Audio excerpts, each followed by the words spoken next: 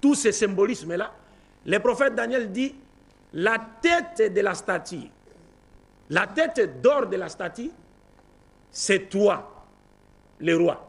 Donc toi et ton royaume, ou toi et ton empire, vous êtes symbolisés par la tête d'or de la statue.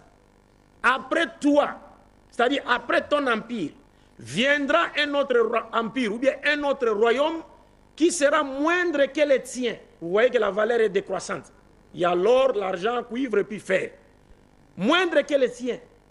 Il y a un autre empire qui viendra.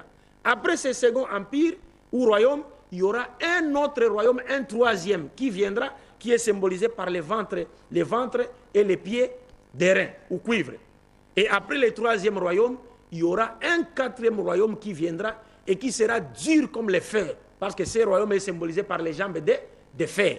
Et puis il dit au roi Nabuchodonosor, mais comme tu as vu les pieds de la statue, en partie d'argile et en partie de fer, ça veut dire que le quatrième royaume qui est symbolisé par les jambes de fer se divisera d'abord en 2 parties, puis en 10 petites parties symbolisées par les 10 orteils de la statue, parce que la statue avait une forme humaine.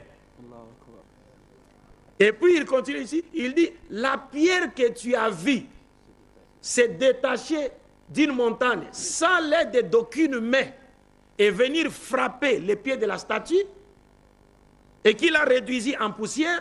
Cette pierre symbolise le nouveau royaume de Dieu, universel et éternel, que Dieu inaugurera sur la terre et qui ne sera jamais détruit.